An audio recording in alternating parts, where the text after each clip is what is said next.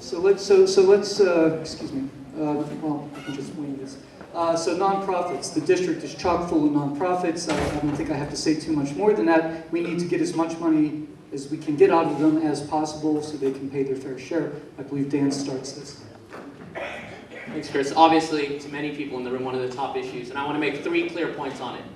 Number 1, we need to go after pilots. Number 2, we need to go after other types of contributions to the community. And number 3, we need to support the spin-off. So in reverse order, as I stated in my opening statement, we have companies coming out of here that are tax-paying companies that hire people who buy homes and pay property tax, and we're not keeping them. If you have a nonprofit industry, at least support the spin-off industry that comes with it. In terms of community projects, one of the benefits I have as 9 years is knowing the leadership of the nonprofits, knowing the leaderships of the corporate community and the community groups, and bringing people to the table.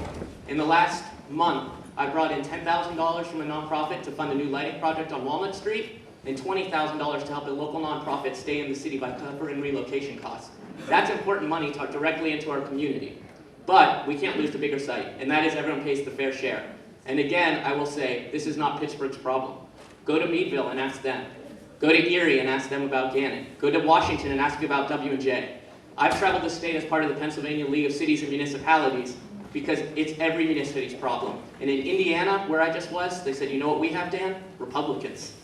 It's great to have people like Senator Costa and Representative Frankel, but if you make a Pittsburgh and a Democrat issue, you're not going to win in Harrisburg. If you join with Indiana and you say IUP is the same thing, we might actually have a chance. You have to go out there and go across the state.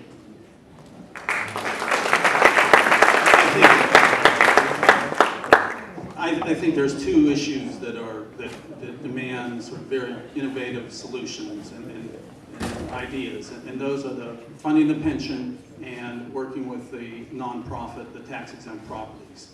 I think that, and so I have developed an initiative. I'm calling it the Pittsburgh Collaborative Tax. I will need really 15 minutes to explain it. It is detailed. I hate to say, use it sort of out of the box, but it is. It's a whole different way of looking of how do we talk about the tax-exempt properties with UPMC and others. And I think that, and the reason, the way I got that sort of going down this way is because UPMC and other PNC, these are institutions that are having to deal with a global market and the rapid changing world. We want them to be here. We want them to be paying taxes and employing people. At the same time, it's just absolutely unfair that the President of the United States, makes $4.5 million less than the CEO at UPMC or 10 of the administrators. So I intend to, like I said, I need 15, 20 minutes actually to sort of go through it because it is quite detailed, and I intend to. I have it written, and I'm working on it as an op-ed piece, and I intend to be part of the talk when I have a fundraiser on February 21st this month. We're plugging our funding.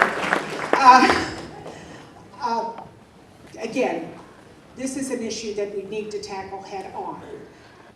Senator Furlow has introduced a bill that would go a long way to helping out, which would require the large nonprofits to pay a payroll preparation tax. It wouldn't come from the employees, it would come from their payroll numbers. That would bring us money to help the pensions. Secondly, you're going to hear me talk a lot about good corporate citizens, whether they're for-profit or non-profit, and I'm going to be demanding good corporate citizenship from everybody who's doing business with the city.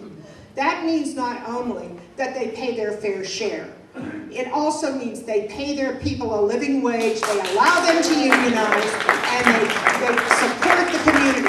It also means if they're a public charity, they better be giving public charity. And they're protecting the environment. When we're going to be looking at buying health care for the city employees, I want to see all of those coming forward. I want to make sure that it's good for the community as well as good for the institutions. And by the way, I ran both for-profit and non-profit organizations. I've been on a ton of boards, and there are nonprofits in the city to be good corporate citizens who are actually voluntarily paying real estate taxes because that's what you do in a civilized society.